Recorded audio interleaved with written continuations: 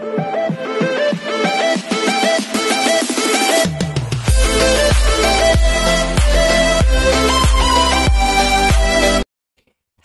this is KG Bong Vlogs, a Filipino reactor based here in Kingdom, Saudi Arabia, and welcome back to my channel. Agad-agad ko na ito reaction video kasi na-curious ako talaga. May nag-comment kasi kahapon sa akin na mas nakakakilig daw yung Barda in Canada interview. Basta somewhere interview ng Sparkle. So, parang I really don't know kung napanood ko na siya or whatnot. Kasi hindi ako sure. Sa dami ba naman ng content na ginagawa natin ng reaction video. So, hindi talaga ako sure kung napanood ko na siya or hindi. But nevertheless, gawa natin yung reaction video. Baka may mga makakuha tayo dito ng mga what do you call this, ng mga interviews nila na nakakakilig daw yun. And I really don't know kung ano ang status ng kanilang ano man status? Ang kanilang status in life during that time. Kung single pa sila or whatnot. Eme! So, nevertheless, gawa natin ito ng reaction video. But then again, wait lang, i-shout out ko lang pala. Di pa na-mention ko nga kanina. Ang ka-message ko kahapon na medyo may mga group chats. Hindi, group chat lang ata. Hindi naman group chats. May group chat na may sinasabing hindi maganda sa akin. Okay lang yan. Hindi kayo nagmamatter. But isa lang yung masasabi ko dito. I am vlogging here not to something like to satisfy your buds. Okay? Kung hindi nyo gusto yung sasabihin ko, it's totally fine. It's totally fine kung sinasabi ninyo. Kasi may mga iba daw na gusto kasal agad. Hoy dear, hindi naman ganyan. Kung kayo ba, ipapakasal kayo. Agad-agad. G kayo. Kahit crush nyo lang, kahit siguro jowa nyo pa tapos ipapakasal kayo, hindi kayo agad-agad, hindi agad-agad kayo papayag, diba? So, basically, I am vlogging here just for myself. I am expressing kung gaano ako kakilig sa Barda. And of course, to support Barda as well. But I am not here just to satisfy your buds. Like, for example, kung ang sa utak mo, gusto mo, sasabihin ko na magpakasal sila, sana sila na. Which is hindi naman totoong ganyan na ganyan and what not. No, dear. Sorry, I'm not gonna buy that. I'm not here just to satisfy your buds. Okay? So, basta, kung ano man sasabihin nyo sa akin, you are just wasting your time. Yun lang yun. Basta ako, happy ako dito. I am really happy sa mga comments ninyo na maraming natutuwa sa mga kakilig and everything. Yung totoo lang tayo, pure lang tayo. Okay? So, without further ado, let's all watch this. Ang dami na natin problema sa buhay. Huwag na natin dagdagan. Okay? Anyways, ano na naman to Barda? Barda Canada moments. Ito yung mga moments sila in Canada. Ang photographer ata dito si Barbie. Ay, talaga magkaharap pa talaga sila. Alam mo, pwede naman si David umupo doon sa dulo. Pwede naman si David umupo doon sa upuan ni Ruru. Pwede naman silang hindi magkaharap. Pero bakit sila magkaharap for today's video? Pero at least, magkaharap lang, hindi magkatabi. Charis, bakit hindi magkatabi? Kasi baka may magselos. Lang. Di ba totoo naman, di ba? Kung sasabihin mo kung may boyfriend dito si Barbie or kaka-break lang ni Barbie tapos magkatabi sila ni David, hoy, malala yun. Hindi siguro. Malala ang pagseselosan for today's video kung sino magselos. Hindi natin alam kung which party ang magseselos for today's video. Wait lang, hinahanap ko yung aking white flower. So basically, pero bakit sila magkaharap? Charis. Alam mo, ganyan ako mag-investiga, dear. Hala, ang dami nila, ang daming upuan, Bakit magkaharap talaga sila? Hindi ba pwedeng hindi sila magkaharap? kung walang something ang isa sa isa, hindi ba pwedeng hindi sila magkaharap? 'Di ba? Bakit yung magkaharap? Pwede naman dun yung si David umupo dun sa pinakadulo, dun sa kay Sir doon, nakatabi ni Ma'am. Pero bakit sila magkaharap? Bakit magkaharap sina Bianca and Ruru? Because they are couple. Pero hindi ko sinasabi mag-couple si Barbie and David. Love team. Sige, love team sila. Kaya sila magkaharap. Bigay na natin yun. Ang lala! Ang lala! Buti na lang hindi kayo nagkatabi dito or else gagawin ko na naman yan ng mali siya for today's video.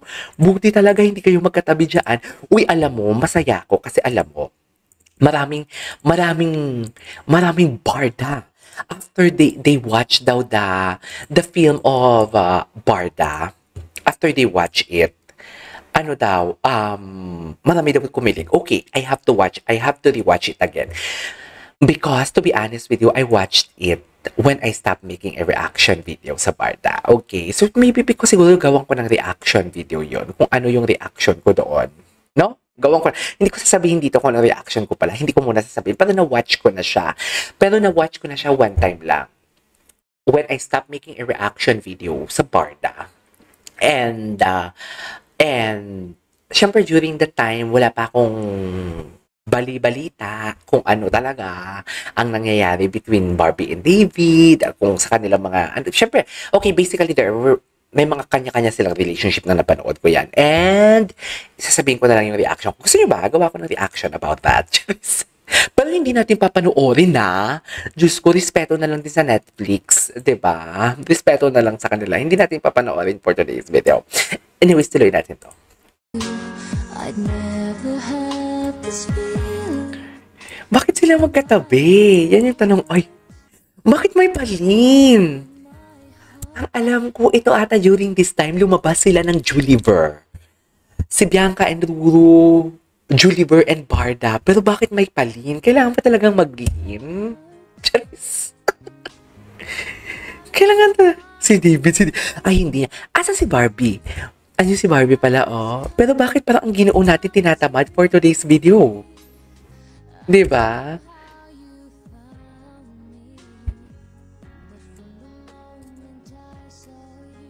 Okay.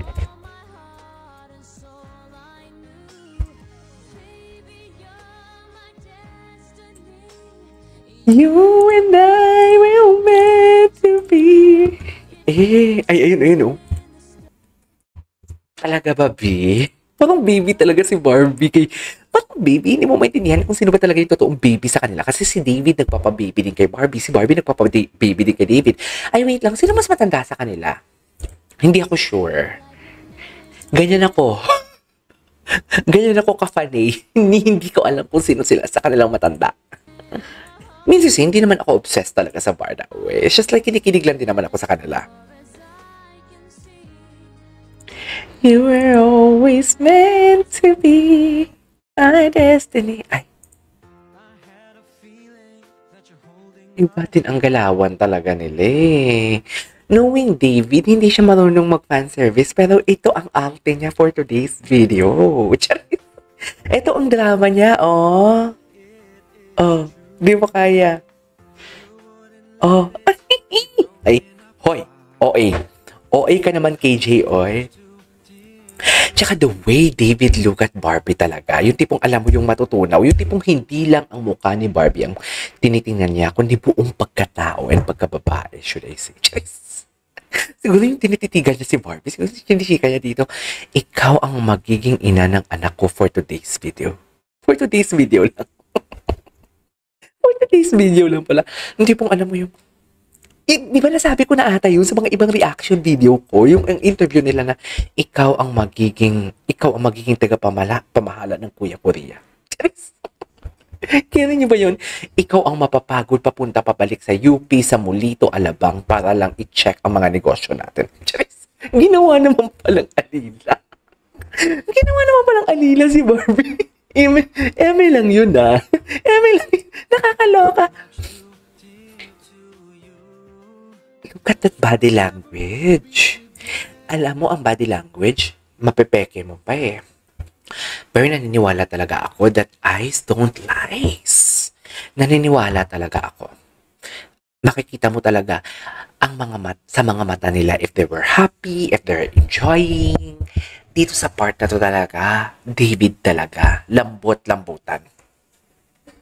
Sa part na to, lambot-lambutan talaga si David. Wala akong masabi. Diba? Ang ganda naman ng storyline na to. Ay, yung mga ganyang simple gesture lang na inaayos yung buhok. It really means a lot sa lalaki. Kasi the usual talaga ang lalaki, hindi, even me, I'm not straight, diba? Even me, hindi ako nagpapagalo ng buko. Hindi ako nagpapatouch ng kani-kanino. Kahit friend ko man yan, kahit sister ko yan, hindi talaga ako nagpapagalaw. Pero once the guy let you or let a girl or the girl touches your hair, I don't know what to say. I don't want na something like mag-feed ng delusional, but this is my opinion. It's something like ibang level. 'Di ba? It depends on you how something like you appreciate, how you something like kung paano mo siya tanggapin ang opinion ko. Pero yung kasi yung opinion ko, I really don't know sa inyo ha. Kung kayo man, kung may mga kilala kayong lalaki, please i-comment nyo nga sa baba. Kung may mga kilala kayong lalaki, or kahit asawa ninyo man lang, or anak ninyo. Kasi for sure, kung may mga anak kayo, lalo na kung mga nagbibinata, basically, they don't want to touch their hair. Ang pagkakaalam ko. But if someone, the girl, something like, for example, si David, hinahayaan niyang i-touch yung hair niya. Something like that. It really means a lot para sa isang lalaki. Diyos ko, si Barbie. Barbie, para kang, what do you call this? Pinalambot. Di mo kaya. Happy talaga si David. Yung tipong sinasakyan na lang ni David lahat ng sinano niya. Eto, gusto ko to. I love this.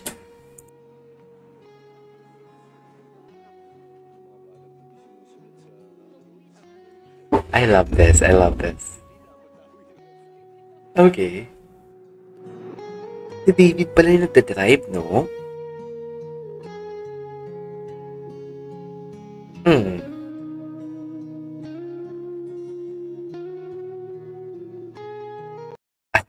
Okay. Ito may Barda in Canada po. But hinahanap ko talaga yung Barda Canada interview. Hanap ko talaga yun. So, yeah, that is all for today's video. This is KJ Vlogs and see you in my next vlog. Bye!